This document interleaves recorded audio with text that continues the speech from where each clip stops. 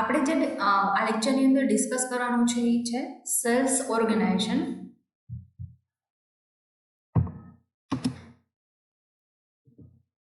Cells ઓર્ગેનાઇઝેશનની અંદર તમારે શું ડિસ્કસ કરવાનું છે કે તો સેલ્સ ઓર્ગેનાઇઝેશન છે તો ઓર્ગેનાઇઝેશનની અંદર જેટલા પણ આપણે જોઈએ કે પીપલ્સ હોય અથવા તો આપણે જેટલા વર્ક્સ છે એ બધાની વચ્ચે અલોકેટ કરવાના છે અથવા તો સેલ્સ ઓર્ગેનાઇઝેશનની રિક્વાયરમેન્ટ શું છે આ બધું જ આપણે આ લેક્ચરની અંદર ડિસ્કસ કરવાનું છે. તો આપણે ફર્સ્ટ જે ટોપિક છે મીનિંગ એન્ડ ડેફિનેશન. તો પહેલાં તો સેલ્સ ઓર્ગેનાઇઝેશન છે શું અને એને અલગ અલગ એક્સપર્ટ્સ છે એના મત મુજબ એને અલગ અલગ ડેફિનેશન્સ આપેલી છે જે આપણે લર્ન કરવાની છે. તો meaning sales organisation is the organisation of sales function and selling affairs. તો જે સેલ્સ ફંક્શન્સ છે કે જે સેલ્સ સાથે રિલેટેડ છે જેમ કે એડવર્ટાઇઝમેન્ટ છે અથવા તો આપણે પ્રોડક્શનને સેલ્સ કરવા માટે જેટલી એક્ટિવિટી કરતા હોય અથવા તો ક્રેડિટ પીરિયડ આપતા હોય આપણા ડેટર્સને ક્રેડિટ સેલ કરતા હોય કેશ સેલ્સ કરતા હોય તો આ બધા જ જે ફંક્શન્સ છે સેલિંગ અફેર્સ છે એ બધા જ છે એ સેલ્સ ઓર્ગેનાઇઝેશનની અંદર ઇન્ક્લુડ થશે. It includes sales planning, sales policy formulation, sales promotion, budget, research, introduction of the new techniques, etc. તો આ બધું જ છે એ સેલ્સ ઓર્ગેનાઇઝેશનની અંદર ઇન્ક્લુડ થશે. સેલ્સ પ્લાનિંગ, તો સેલ્સ પ્લાનિંગ શું છે તો કે સેલ્સ પ્લાનિંગ માટે આપણે ફર્સ્ટ જ્યારે સેલ્સ કરીએ તો એના માટે પ્લાન કરવું પડે કે આપણે એક મંથની અંદર આપણે કેટલું સેલ્સ કરવું છે, કેટલા યુનિટ છે ને સેલ્સ કરવાના છે.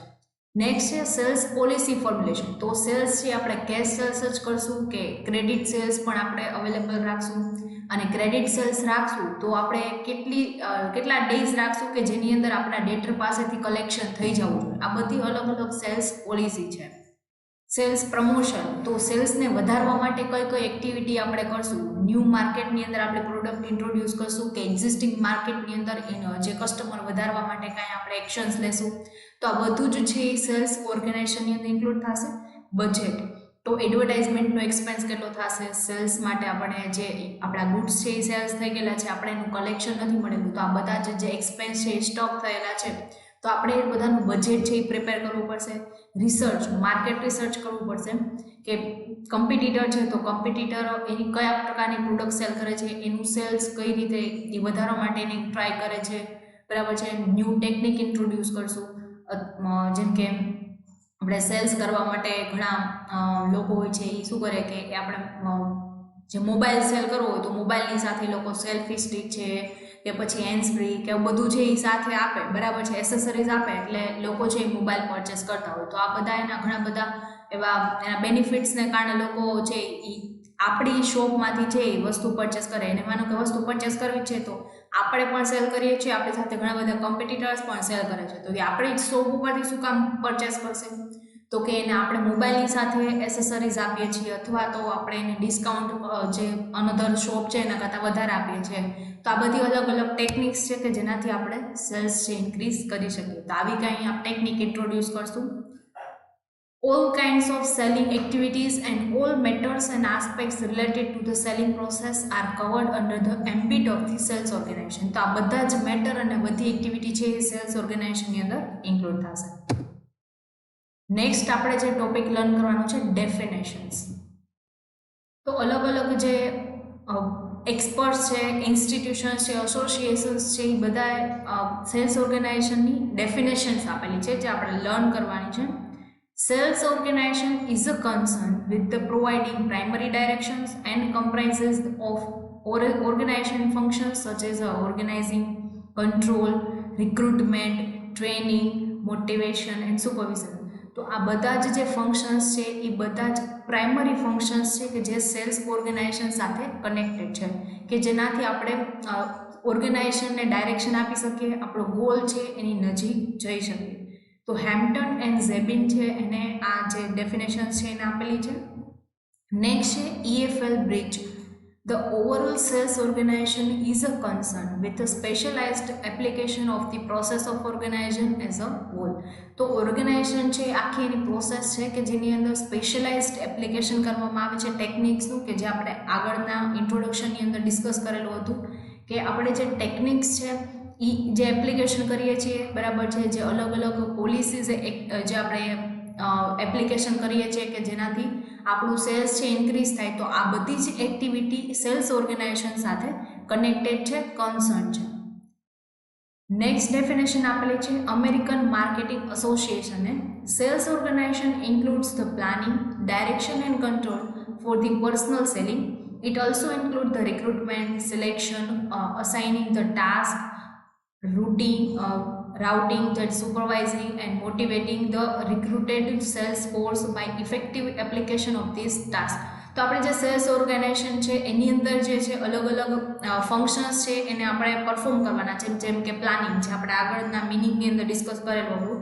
ડાયરેક્શન, તો આપણા જે સેલ્સની અંદર જેટલી જે આખી સેલ્સ ટીમ છે તો એને ડાયરેક્ટ કરવી પડશે, એને ગાઈડન્સ આપવું પડશે કે તમે કયા ટાઈપનું તમારે કઈ રીતે વર્ક કરવાનું છે. કંટ્રોલ, એને કંટ્રોલ પણ કરવું પડશે કે આપણી પાસે જેટલા રિસોર્સિસ અવેલેબલ છે તો એનો વેસ્ટ ન થાય, ઓપ્ટિમમ યુટિલાઇઝેશન થાય. બધું છે એ પર્સનલ સેલિંગની અંદર આવશે. એની સાથે સાથે બીજા કયા ફંક્શન્સ પરફોર્મ કરવામાં આવશે, તો કે રિક્રુટમેન્ટ. તો રિક્રુટમેન્ટ કે આપણા સેલ્સના જે પર્સન્સ છે એને આપણે રિક્રુટ કરવા માટે પણ આપણે જોવું પડશે. માનો કે કોઈ જગ્યા છે એ પ્લેસ ખાલી થાય છે તો એની જગ્યાએ ન્યૂ પર્સનને રિક્રુટ કરવાનું છે, તો એ પણ સેલ્સ ઓર્ગેનાઇઝેશનની અંદર કરવામાં આવશે. એનું સિલેક્શન કરવાનું, એની ટેસ્ટ લેવાની, એનું ઇન્ટરવ્યૂ લેવાનું, બધા જ ટાસ્ક છે એને એની અંદર ઇન્ક્લુડ થશે. પછી જ્યારે રિક્રુટ થઈ જાય બરાબર છે તો આફ્ટર રિક્રુટમેન્ટ એને ટાસ્ક છે અસાઇન કરવામાં આવશે. દેન આફ્ટર એનું સુપરવાઇઝિંગ કરવામાં આવશે, એને વર્ક જો ઇફેક્ટિવલી કરી શકે એના માટે એને મોટિવેશન આપવામાં આવશે, જેમ કે મોનેટરી મોટિવેશન પણ આપવામાં આવે, નોન મોનેટરી પણ આપવામાં આવે. તો આ બધા જે ટાસ્ક છે એ સેલ્સ ઓર્ગેનાઇઝેશનની અંદર પરફોર્મ કરવામાં આવશે. નેક્સ્ટ જે આપણે ટોપિક ડિસ્કસ કરવાનું છે એ છે નીડ એન્ડ ઓબ્જેક્ટિવ. તો નીડ અને ઓબ્જેક્ટિવ શું છે બરાબર છે, સેલ્સ ઓર્ગેનાઇઝેશનની શું નીડ છે બરાબર, એનું શું ઓબ્જેક્ટ છે કે આપણે સેલ્સ ઓર્ગેનાઇઝેશનને ઇમ્પ્લિમેન્ટ કરીએ. તો એના નીડ અને ઓબ્જેક્ટિવ આપણે કહી શકીએ તો એના મેઇન 3 જે છે એ પોઈન્ટ્સ આપેલા છે. સેલ્સ મેક્સિમાઇઝેશન માટે, continuous growth and profit maximisation. તો આ 3 જે છે એ નીડ છે કે જેના માટે આપણે સેલ્સ ઓર્ગેનાઇઝેશનની જરૂર પડે. ફર્સ્ટ છે સેલ્સ મેક્સિમાઇઝેશન. તો સેલ્સ મેક્સિમાઇઝેશનની અંદર આવશે top level sales executives set forth the targeted sales and then they formulate the various plans and policies to achieve this target. તો સેલ્સ ઓર્ગેનાઇઝેશનની જરૂર એટલા માટે પડે કે જેનાથી આપણું સેલ્સ છે ઇન્ક્રીઝ થાય, સાથે સેલ્સ ઇન્ક્રીઝ થવાની સાથે આપણે કોમ્પિટિટરની પોલિસી પણ જાણી શકીએ કે એ કઈ રીતે સેલ્સ વધારી શકે છે. તો એના માટે આપણે અલગથી ડિપાર્ટમેન્ટ આપવું પડે કે જેને આપણે સેલ્સ ઓર્ગેનાઇઝેશન કહીએ છીએ. For deciding the target, market service conducted and various data are collected. તો આપણને અલગ અલગ ડેટા પણ મળી શકે, માર્કેટનું સર્વે પણ થઈ શકે અને આપણું ટાર્ગેટ છે એ પણ ઇન ટાઈમ અચીવ થઈ જાય. એના માટે આપણે સેલ્સ મેક્સિમાઇઝેશન છે એ પણ એક નીડ છે. નેક્સ્ટ છે કન્ટિન્યુઅસ ગ્રોથ. બરાબર છે કે આપણું સેલ્સ ક્યાંક ફોલ્સ થાય છે બરાબર છે તો એની અંદર કઈ રીતે સેલ્સ ઇન્ક્રીઝ કરી શકીએ, તો એ બધું જ છે એની અંદર આવશે કે કઈ રીતે આપણે સેલ્સ ઇન્ક્રીઝ કરી શકીએ. તો એ બધું જ સેલ્સ ઓર્ગેનાઇઝેશન ડિપાર્ટમેન્ટ છે એ બધું જ છે એનું રિસર્ચ કરી અને પછી એ વસ્તુ છે ઇમ્પ્લિમેન્ટ કરશે. તો various plans and policies are formulate for the future actions. તો ફોર એક્ઝામ્પલ કોઈ આપણે આગળ ટેકનોલોજીમાં ચેન્જીસ આવવાના છે જે આપણને પહેલેથી જ ખ્યાલ છે, તો ગ્રોથ માટે આપણે ફર્મની અંદર શું ચેન્જીસની જરૂર છે જોઈએ આપણે પહેલેથી જ જો એ વસ્તુ એક્શન્સમાં લઈ લઈએ તો આપણને જે પોલિસી જ્યારે ફોર્મ્યુલેટ કરવામાં આવે અથવા તો જ્યારે ઇમ્પ્લિમેન્ટ કરવામાં આવે તો ત્યારે આપણને એ બધા હર્ડલ્સ છે એ ન આવે બરાબર છે. તો એના માટે અલગ અલગ પ્લાન પોલિસીસ બનાવવાનું કામ છે સેલ્સ ઓર્ગેનાઇઝેશન કરે છે.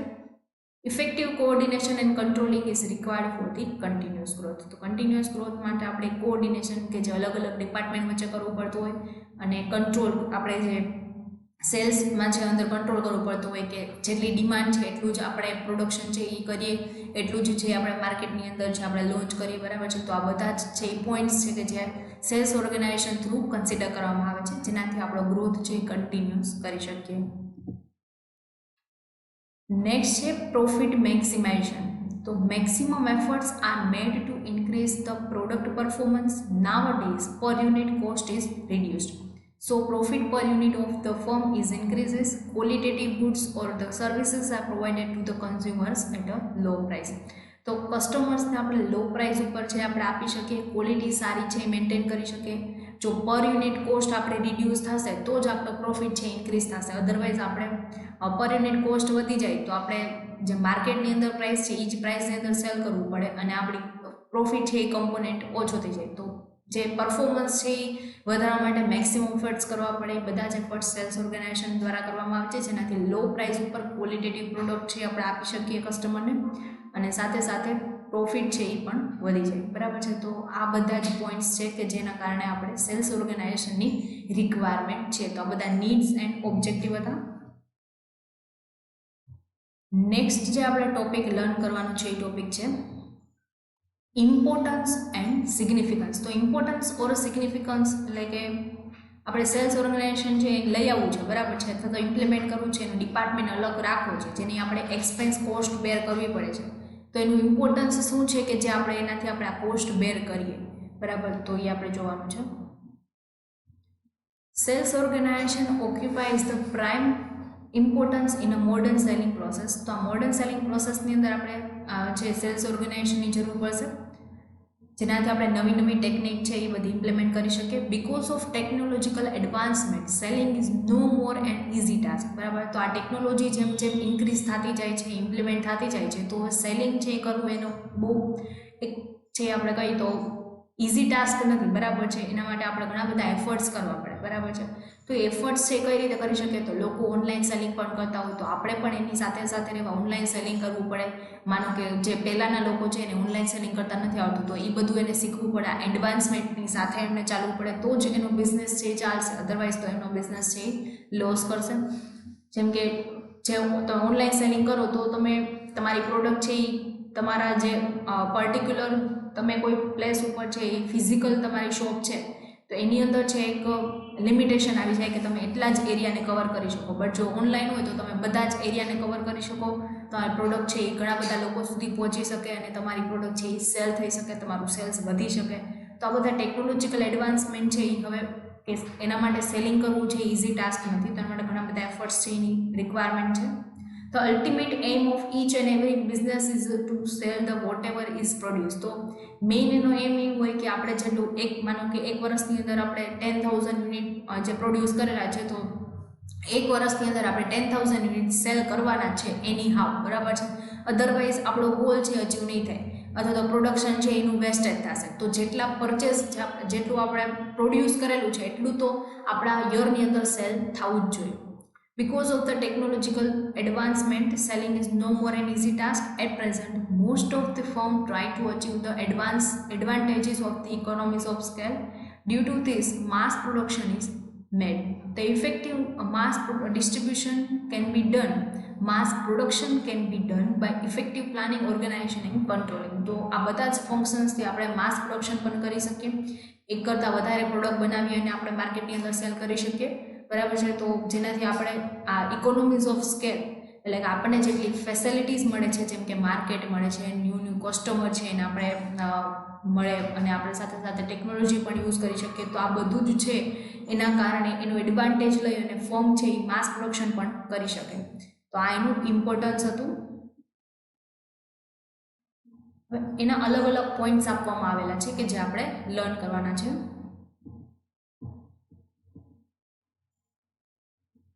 Achievement of the organizational objectives, structure of sales organization, functions of top sales executive, consumer satisfaction, functions of sales force, effective planning, achievement of business profit and social objectives, importance for the economy. તો આ બધા જ છે એના importance છે કે જે આપણે વન બાય વન લર્ન કરવાના છે.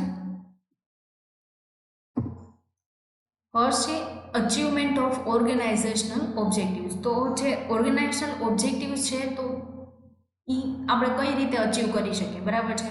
તો સેલ્સ ઓર્ગેનાઇઝેશનની અંદર જે ફંક્શન્સ છે એ આપણે પરફોર્મ કરીએ, બરાબર છે. ઇફેક્ટિવલી જો એને ઇમ્પ્લિમેન્ટ કરવામાં આવે તો આપણે ઓર્ગેનાઇઝેશન છે એનો ઓબ્જેક્ટિવ અચીવ કરી શકીએ.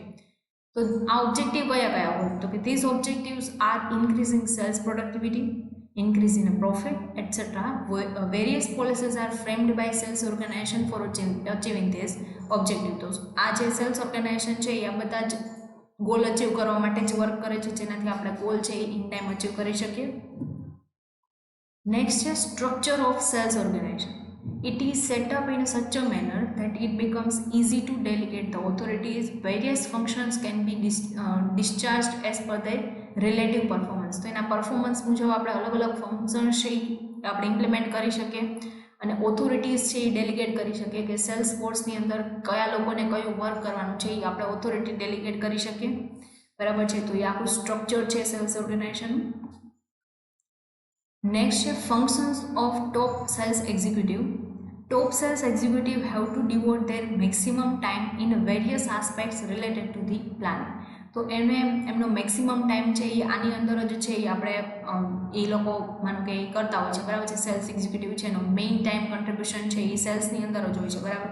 તો આપણે એના માટે જો અલગ જે સેલ્સ એક્ઝિક્યુટિવ છે એ ટોપ સેલ્સ એક્ઝિક્યુટિવને જો વધારે વર્ક ન કરવું પડે તો એના માટે એની નીચેની ટીમ આખી બનાવેલી હોય તો એ લોકો આ બધું જ વર્ક છે એ હેન્ડલ કરી શકે. Various goals of sales organization are achieved due to efficiency of sales executive. તો આપણે જે ગોલ જે ઓર્ગેનાઇઝેશન ગોલ અચીવ કરીએ છીએ એનું મેઇન જે એફર્ટ્સ છે એ કોણ કરે છે તો કે સેલ્સ એક્ઝિક્યુટિવ કરે છે. Besides formulating the plans and policy, એની સાથે સાથે એ લોકો પ્લાન્સ અને પોલિસી પણ ફોર્મ્યુલેટ કરે, માર્કેટ સર્વે મુજબ છે કોમ્પિટિટરની સાથે આપણે કઈ રીતે ચાલવું એ બધું ડિસાઇડ કરશે.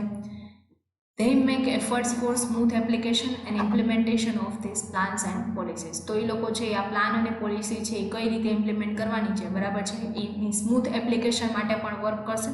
તો આ બધા જ ફંક્શન્સ છે ટોપ એક્ઝિક્યુટિવ છે એના દ્વારા પરફોર્મ થતા હોય છે કે જેનાથી મેઇન જે ઓથોરિટી છે જે ટોપ લેવલ ઉપર છે એ લોકો છે એના મેઇન વર્ક ઉપર છે એ ધ્યાન આપી શકે અને જે સેલ્સ છે એ પણ ઇન્ક્રીઝ થતું રહે.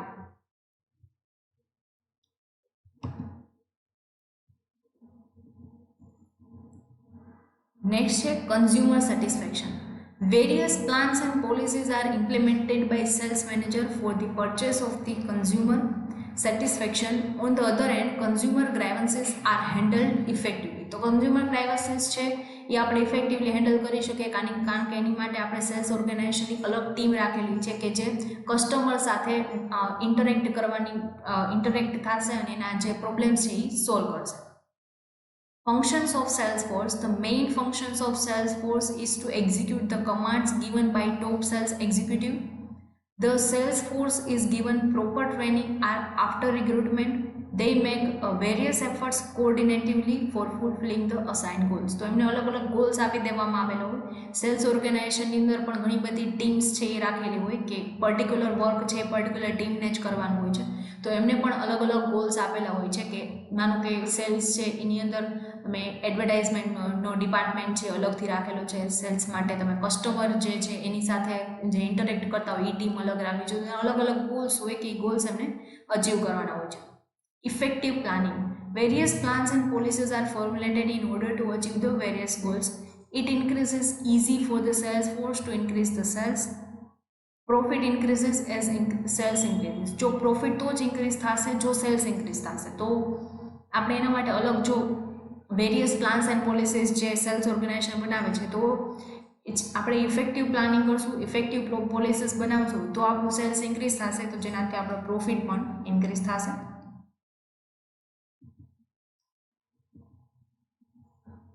નેક્સ્ટ છે achievement of the business profit and social objectives. The main functions of sales organisation is to achieve the targeted profit along with the business profit.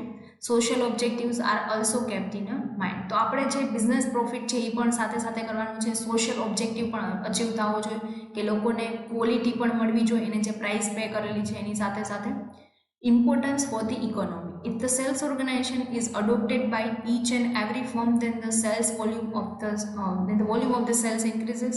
તો આપણે ઇકોનોમી છે એને પણ ઇમ્પોર્ટન્સ છે એ મેન્ટેન થશે કે જેમ જેમ આપણું સેલ્સ ઇન્ક્રીઝ થશે આપણી કંપની ગ્રોથ કરશે તો આપણે નેશનલ ઇન્કમની અંદર આપણે વધારે કન્ટ્રીબ્યુશન આપી શકશું. તો due to the increased volume of the sales, the economic status of the country rises. તો જેના કારણે આપણે કન્ટ્રી છે એની ઇન્કમ વધી જશે, બરાબર છે. તો એ ઇકોનોમીની અંદર પણ ઇમ્પોર્ટન્સ છે.